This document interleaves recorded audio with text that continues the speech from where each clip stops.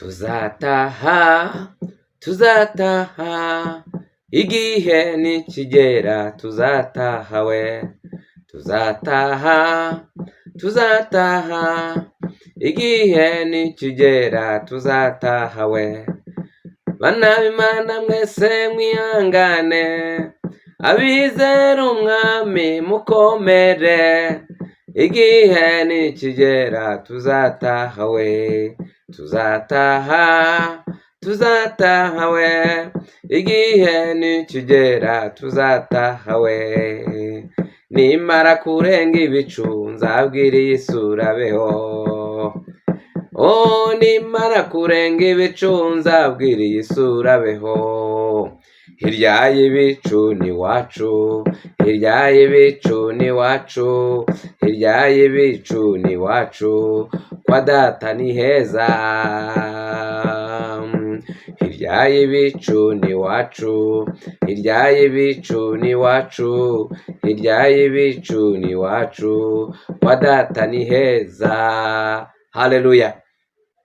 Tubahaye ikaze inshuti bakunzi ba Izikukora TV, abantu mwese munkurikirana aho muherereye ku mpande enye z'iki gihugu cy'u Rwanda, mu ntara enye zacyo, kongeraho intara ya 5 y'umujyi wa Kigali, guteranyaho n'iya 6 y'abadiaspora, aho muherereye mwese Imana ibahereza umugisha. Dusohoje abantu bose bari mu bihugu bitandukanye, mu mfuruka enye z'isi, aho muri hose Uwiteka abarebe neza, Uwiteka abishimire. Nitwa Irivuzimana Isayi, ndi mwene so muri Kristo Yesu.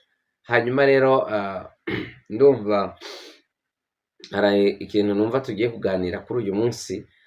Tugiye kuganira ku ntego numva yaje mu mutima wanjye ivuga ngo isi ntiteze kuba nziza n'umunsi umwe. Isi ntiteze kuba nziza.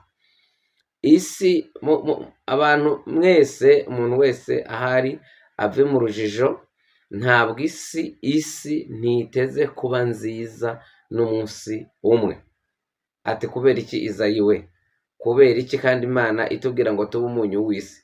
Turi umunyu w'isi nibyo, ariko mbibutse abo tubera umunyu nabemeye kwakira, nabemeye kumva uburyohe. Mbibutse ko abantu bose batarya umunyu. Yes, abantu bose ntabwo barya umunyu, abantu bose ntabwo banywa isukari. Ibintu byakuryoheye si byo biryohera undi, ibintu byakunejeje si byo binezeza undi. Niyo mpamvu nubwo Bibiliya iravuga ngo kuko ubuntu bw'Imana buzanira abantu bose agakiza bwabonetse, ngo bukatwigisha kureka kutubaha Imana n'irari ry'iby'isi n'ibindi. Ariko nagira mbibutse ngo nubwo ubwo buntu bw'Imana Imana yabutanze, ntabwo abantu bose babwakiriye. Niyo mpamvu Bibiliya iravuga ngo yaje mube, ariko abe ntibamwemera.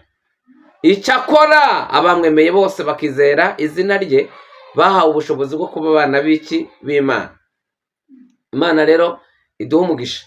Isi ni wowe ukwiriye kuyiryoshya, ariko mbibutse ko uburyohe dufite ntabwo buruta bwari muri Yesu. Cyakora yabudutaransifeyemo, ariko mbibutse ko Yesu yarinze ava inaha abantu bose batakiriye ubutumwa bwiza. Niyo mpamvu abantu bose bemera bagakizwa, abantu bose bemera bagasangira natwe uburyohe twaboneye muri Kristo, nabo bafite amahirwe nk'ayo twagiriwe. Ikintu rero numva nabwira abizera mwese, nagira mbabwire ngo ufite ubuntu bw'Imana abukomereho mu izina rya Yesu. Komera ku buntu wagiriwe. Ubuntu bw'Imana butangaje nibwo bwankuyeho imigozi. Abantu baraboshye. Byavuye se kuki? Byavuye kugushaka kw'Imana yonyine yamboye. Turashimira Imana yaduhaye ubuntu. Rero isi ntiteze kuba nziza. Umuntu wari utegereje ko isi izaba nziza, kura y'amaso, va mu rujijo, umbwirira abantu muntu nkurikiranye ko isi idateze kuba nziza. Hanyuma wambaza ngo kubera iyihe mpamvu, reka nyisobanure. Ndavuga nk'utuntu nka dutatu ariko turimwe amashami, ntabwo ndi bugutindire, nkurikirana. Nkwibutsa wowe utarakora subscribe gukora subscribe, kandi dushimira abakoze subscribe. Mwarakoze kugira ngo ibi biganiro bijye bibageraho ari ubwa mbere. Ariko ikindi turifuza ko subscribe ntabwo ihagije, ahubwo icyo twifuza ni uko mujya mukurikirana ijambo ry'Imana riduturukaho n'impuguro zitandukanye, hanyuma mukabisoza, nibyo birushaho kuba byiza. Nayo subscribe yo wayitanga ariko udakurikirana ibiganiro, n'ubundi nta nyungu ihambaye yabihari. Ibyiza ni uko mwajya mudukurikirana, hanyuma ikiganiro mukanagisoza. Yesu abahe umugisha. Muri iyi si rero ndashaka kuvuga impamvu isi itazigera iba nziza. Impamvu ya mbere isi itazigera iba nziza ni uko huzuyemo imiruho y'uburyo butari bumwe. Muri iyi si huzuye imiruho n'amahane, icyo nkeneye cyose simera ko nkibo. Iryo nashakaga muri iryo. Turi mu isi yuzuyemo imiruho, turi mu isi yuzuyemo imiruho, turi mu isi yuzuyemo imibabaro. Kandi umuririmbyi yaravuze ngo ahubwo ni hehe abantu bizera bazajya kuba. Aravuga ngo muri iyi si ntaho tuzakirira. Aravuga ngo ntaho mu isi ntaho, mu ijuru ni iwabo w'abizera. Pawulo yaranditse aravuga ngo naho twebweho iwacu ni hehe? Ni mu ijuru, niho dutegereje umukiza wacu ko azava. Imana ihimbazwe cyane. Bakristo bera b'Imana, bantu bizera, nagira mbabwire ngo isi kubw'imiruho iyirimo ntiteze kuba nziza. Hari imiruho y'uburwayi, utarwaye diyabete arwaye igifu, utarwaye igifu arwaye amaso, utarwaye amaso arwaye amenyo, utarwaye amenyo arwaye ururimi, utarwaye ururimi arwaye imihogo, utarwaye imihogo arwaye imisaya, utarwaye imisaya arwaye amatwi, utarwaye amatwi arwaye iki? Yesu mwami. Arwaye akaboko, arwaye imitsi, arwaye impyiko se, arwaye ibihaha, arwaye hepatite, arwaye kanseri, arwaye diyabete. Muri iyi si huzuyemo imiruho y'uburwayi pe. Kandi ibyo ngibyo biri mu bakijijwe n'abatagize gute, n'abadakijijwe, kubera ko muri iyi si huzuyemo imiruho n'amahane. Utarwaye ibyo byose arwaye kubura peti, utarwaye kubura peti arwaye kubura ibitotsi. Muri iyi si huzuyemo imiruho. Nsaba umuntu wese Imana yashizeho uburinzi bw'ibyo bintu byose, ntuhavugira ngo niko bose ayo mahirwe bayafite. Hari abantu bifuza no kujya mu bwiherero bijyanye kugira ngo imibiri yabo yoroherwe, barinda kujya kuvidura kwa muganga. Hari abandi imibiri yabo yuzuyemo amazi, hari abandi imibiri yabo imyanda ica mu mitsi, umuntu agasa icyatsi. Rero muntu ugihumeka, muntu ukimerewe neza, ndakwinginze wubaha Imana. Kandi muri iyi si huzuye imiruho n'amahane, imiruho y'uburwayi, imiruho y'ubukene n'inzara. Niyo mpamvu Imana nigucira inzira, Imana nikugirira neza, ukabona ufite uburyo bwo kuba wazamura mwene so, ujye umuzamura, dukomezanye urugendo rwo kujya hehe? Mu ijuru. Ariko umuntu afite ibyo kurya. Ubundi umuntu wo kugufasha kurwana intambara nziza muri iyi si ni umuntu ukumenyera igifu, akakumenyera icyo umubiri ugomba kwambara, akakumenyera aho kuryama, kurambika umusaya, akakumenyera. Hari ukuntu usanga umuntu yimye umuntu ngo ufite amaboko abiri, ngo wajya no gukora ikiyede, ngo wajya ngo no kufurira abantu. Simbyanze pe, oya, ni byiza. Wajya guhinga, wajya guhingiriza, ukabona icyo kurya, wabona icyo kurya.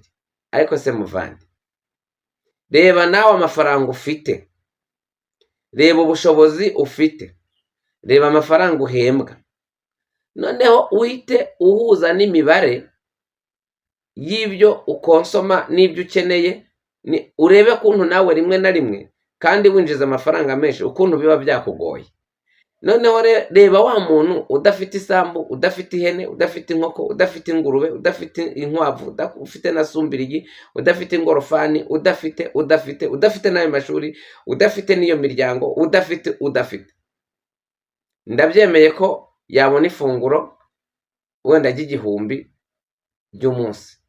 None se ubwo iryo funguro yabonye ko atari inyamaswa ngo ararara mu ishyamba, arakenera aho kuba, kandi nta bushobozi afite bwo gukodesha inzu, kandi nta n'umuntu urimo arayimuhera ubuntu. Ubwo urumva hari abantu bajya bacyurira abandi, bakabacyurira mu bintu bijyanye nubona byemeye ujye ushima Imana, ariko ntikabe impamvu yo gucyurira bene so, kubera ko ugerageje nawe guhuza imibare yawe usanga iyo rutaba urutoki rw'Imana nawe imibare ntibihura.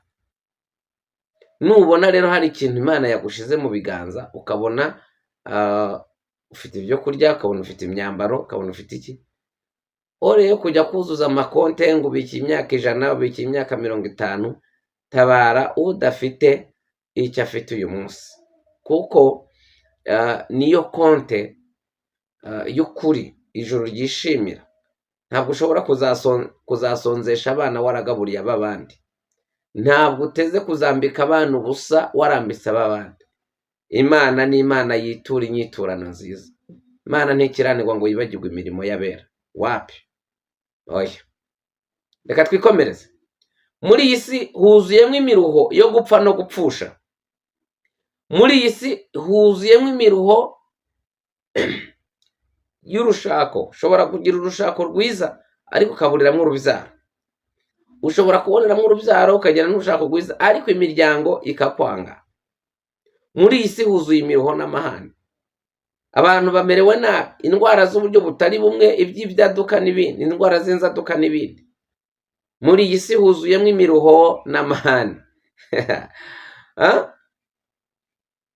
Muri iyi si huzuyemo imiruho y'ibihombo. Ugahomba warubatse ibintu imyaka 10, imyaka 20, waba ukibigeraho segwakira ikabihuha. Muri iyi si huzuyemo imiruho. Harimo imiruho y'intambara hirya no hino, harimo imiruho y'imitingito, umuyaga, umuriro n'ibindi n'ibindi. Muri iyi si huzuye imiruho n'amahane. Niyo mpamvu Bibiliya ivuga ngo kora ibyiza ugifite iki? Uburyo. Hari igihe uburyo bushira, hari igihe uburyo burangira. Tugize iminsi twumva amakuru muri California, muri kumva ibintu biri kuhabera kuntu bimeze. Abari abaherwe, abari bafite imitungo ikomeye, jusqu'à n'umuriro ushobora kuba utarazima, bamaze gukosoma ibintu byinshi. Ababaga mu ma etaje, ababaga mu mazu akomeye, ubu ngubu bari gusembera ku mihanda, abandi bari mu mahoteli, abandi bari gukodesha. Ariko ubwo ubukode ntabwo bari bazi ko babusubiramo bashingiyeho bari. Muri iyi si huzuye imiruho n'amahane, ibihombo. Ubwo nabo bahuye n'ibihombo bitewe n'inkongi y'umuriro. Isi ntiteze kuba nziza. Muri iyi si ibiza biratera by'amazi, amazi akamenengana, umuriro ugatwika n'ibiki n'ibiki. Harimo imiruho y'ibyaha. Abantu bararushe, bafite imiruho itandukanye. Harimo imiruho yo kuvuka ugasanga utazi mama na papa. Hakabamo imiruho yo kubyagwa na so na nyoko ntibagukunde, cyangwa se ababyeyi babyara abana babakunze, abana bakagira gute? Bakabanga. Imiruho gusa. Isi ntiteze kuba nziza, ariko ndaje tuvuganire ku muti. Umuti urahari, warabonetse. Iyi si ntiteze kuba nziza kubera impamvu ya kabiri ngiye kuvuga. Muri iyi si huzuyemo imiruho y'ibyaha. Harimo imiruho yo kubyagwa na so na nyoko ntibagukunde, cyangwa se ababyeyi babyara abana babakunze, abana bakagira gute? Bakabanga. Imiruho gusa. Isi ntiteze kuba nziza, ariko ndaje tuvuganire ku muti. Umuti urahari, warabonetse. Iyi si ntiteze kuba nziza kubera impamvu ya kabiri ngiye kuvuga. iyi si yamanukiwe n'umwanzi, irimwo abadayimoni, irimwo abakonikoni, irimwo abakoresha imyuka mibi, irimwo abantu irimwo imyuka itari imwe kandi mibi. Pawulo we yandika yaravuga ngo kuko tudakirana n'abafite inyama n'amaraso, ngo ahubwo dukirana n'ibifite ubutware n'ibifite ubushobozi, tugakirana ngo n'imyuka mibi y'ahantu ho mu ijuru, tugakirana n'abategeka iyi si y'umwijima. Iyi si ni iy'umwijima, ntabwo iteze kuba nziza. Yamaye nshuti yanjye, ntabwo isi iteze kuba nziza, ariko ndaje tuganire umuti uwo ari wo. Ndagushimiye ko wankurikiranye, Imana iguhe umugisha. Kandi niba hari icyo wumvisemo ukaba unshigikiye, mpa like, mpa comment, kugira ngo menye iki kiganiro nkoze niba hari icyo kikwigishije cyangwa se kikwibukije. Muri Karongi muribuka mu minsi yashize abantu bazindutse basanga amazu n'imirima byimutse byagiye. Muri iyi si huzuye imiruho n'amahane. Iyi si niteze kuba nziza, ariko umuti urahari, Imana yarawutanze. Haleluya, Imana ihimbazwe. Iyi si yuzuyemwo abadayimoni, yuzuyemwo Satani, yuzuyemwo abambari ba Satani. Kandi reka nkubwire, imirimo ya Satani, imirimo y'abadayimoni, imirimo y'abambari ba Satani niyo kwiba, niyo kwica, niyo kurimbura. Ku manywa na nijoro isi irica, isi irarimbura. Abadayimoni kandi iyo bakorana n'abantu. Ntabwo uzabona abadayimoni bari kuguruka ngo uvuye ngo uriya n'umudayimoni byibuze umutera ibuye cyangwa icumu. Wapi? Imana na Satani bose iyo bakorana n'abantu, ariko ukwiriye guhitamo gukorana n'Imana, umuremyi wawe. Imana itugirire neza. Iyi si rero niteze kuba nziza, ntabwo iteze kuba nziza nshuti yanjye. Niyo mpamvu Bibiliya iravuga ngo uba mu rwihisho rw'isumba byose rata azahora ahamye mu gicucu cy'ishobora byose. Ndabwira Uwiteka n'urubuhungiro bwanyu. Haleluya. Mugumemo, ndaje tuganira. Hanyuma indi mpamvu ya gatatu iyi si itazigera iba nziza, nuko ibamwo abantu batari beza cyane.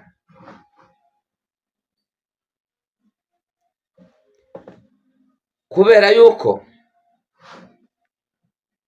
abantu banze kuyoborwa n'ubushake bw'Imana, bashaka kwiyobora. Kuva icyaha cyakwinjira, umuntu yanze ubuyobozi bw'Imana. Muri iyi si umva ko umuririmbyi yaririmbye, yaravuze ngo mwijuru sinzabona y'abanzi banjye ukundi, nta n'icyo nzahabura mwijuru ry'amahoro. Nzashima Imana mvuze impundu nti haleluya, haleluya. Nzanezezwa nuko riwe wanguza amaraso. Bwana asifiwe. Haleluya.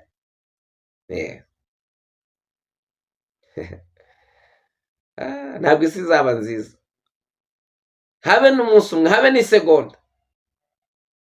Irimwo abantu babi. Iyi si irimwo abantu batari beza.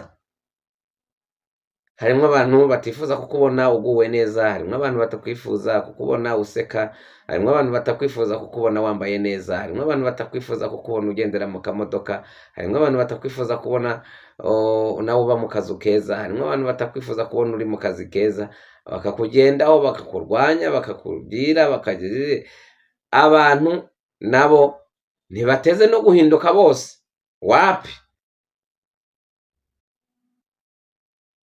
Imana yigeze yatuma Ezekiyeli avuga ati genda ubambwirire bakumva cyangwa batakumva, kuko ndabizi ko ari inzu y'abagome, abantu ni babi. Ariko wehoho ndakwifurije mwene data unkurikiranye, ndakwifurije kuba mwiza kubera Imana.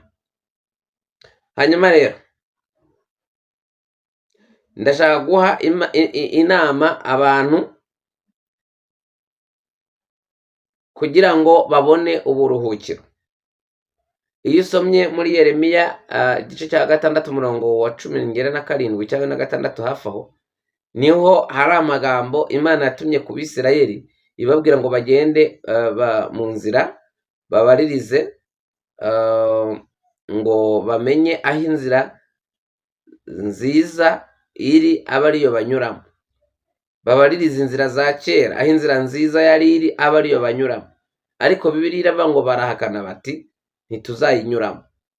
Ariko wehoho nyemerera iyi nama ngiye kukugira ikubera inama y'igitsi ku mutima mu izina rya Yesu.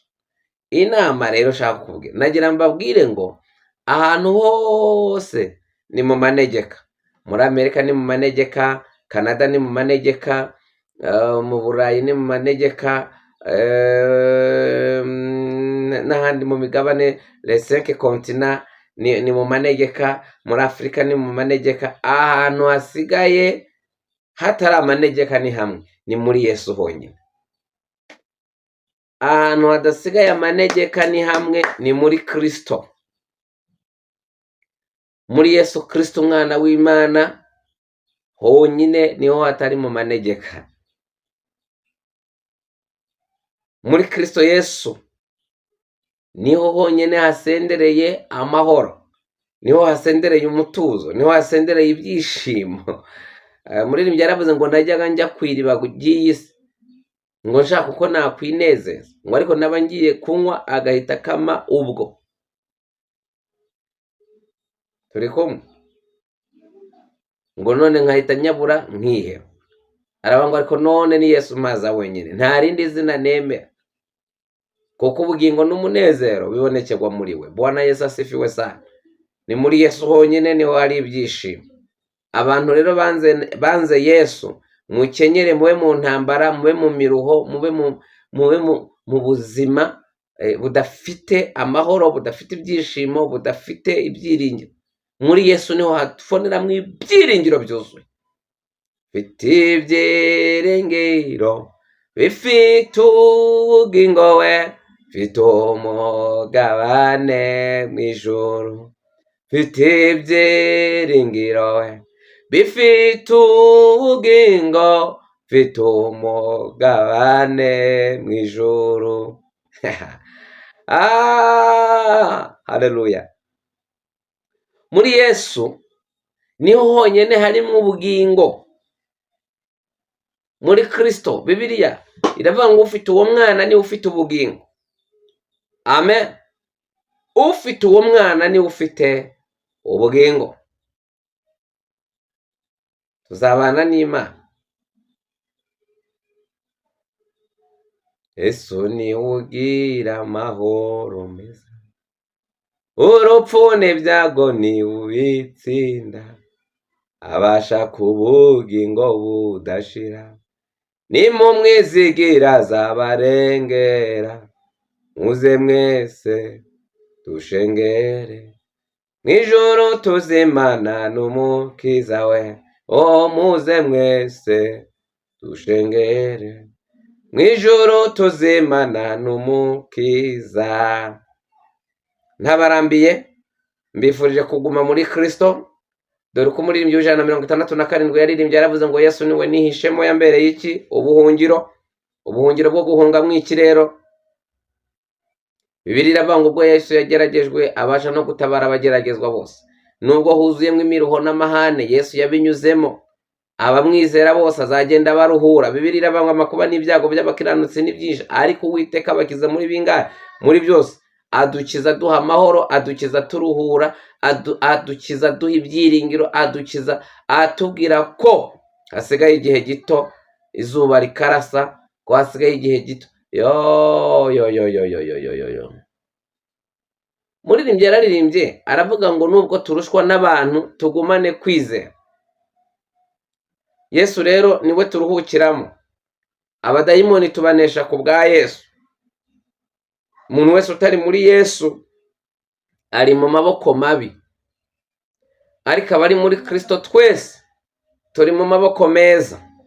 Ntabwo umwanzi azatwivugana, ntabwo umwanzi azatugenza uko ashaka, ahubwo Imana izasohoza gukiranuka. Imana ibahereze umugisha, Imana ibagirire neza. Icyifuzo, ndifuza ko Yesu umugira inshuti, Yesu mugendane, agukiza imiruho. Bibiliya iravuga muri Matayo 11:28, Yesu yavuze ijambo rikomeye, aravuga ngo mwese abarushe n'abaremerewe muze musange ndabaruhura. Abantu mwese mukeneye kuruhuka, ni muri Yesu honyine hari uburuhukiro.